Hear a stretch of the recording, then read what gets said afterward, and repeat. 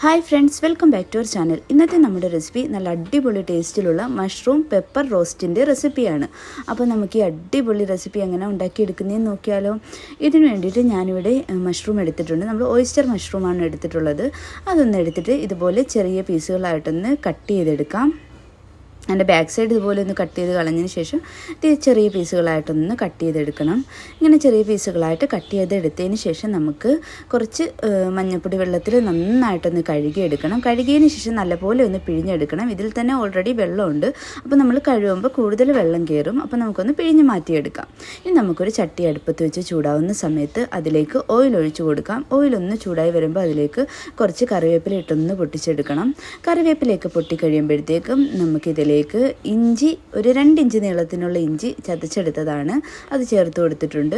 പിന്നെ അതുപോലെ തന്നെ ഒരു 5-6 വെളുത്തുള്ളി അല്ലി ഇതുപോലെ ചതച്ചെടുത്തതും ചേർത്ത് കൊടുത്തിട്ടുണ്ട്. ഇനി നമുക്കിതെല്ലാം കൂടി ഒന്ന് മിക്സ് ചെയ്ത് കൊടുക്കാം. അപ്പോൾ ഇതിൻ്റെ ഒരു സ്മെല്ല് വരുന്ന സമയത്ത് നമുക്കിതിലേക്ക് കൊച്ചുള്ളിയിൽ ഒരു 20 കൊച്ചുള്ളി ഇതുപോലെ ചെറുതായിട്ട് കട്ട് ചെയ്തെടുത്തിട്ടുള്ളതാണ്, അതും കൂടി ചേർത്ത് കൊടുത്തിട്ടുണ്ട്. ഇനി നമുക്കിതൊന്ന് പെട്ടെന്ന് വഴണ്ട് കിട്ടാനായിട്ട് ഉപ്പ് ചേർത്ത് കൊടുക്കാം. ഉപ്പും കൂടി ചേർത്ത് കൊടുത്തതിന് ശേഷം എല്ലാം കൂടി നന്നായിട്ടൊന്ന് മിക്സ് ചെയ്തെടുക്കാം.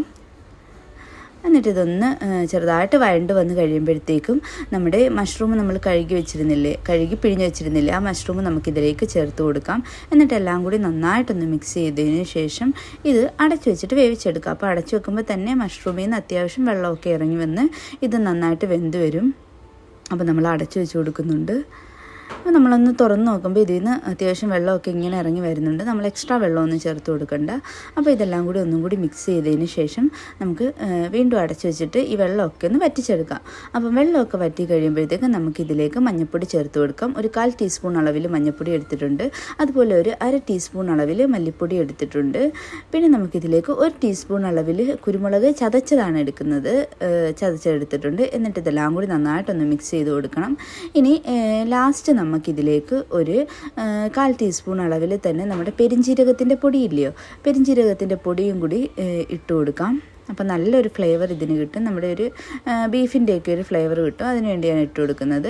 അപ്പോൾ ഇതും കൂടി ഇട്ട് കൊടുത്തതിന് ശേഷം നന്നായിട്ട് മിക്സ് ചെയ്തിട്ട് നമുക്കിതിലേക്ക് കുറച്ച് മല്ലിയില ഇട്ടിട്ട് സെർവ് ചെയ്യാവുന്നതാണ്.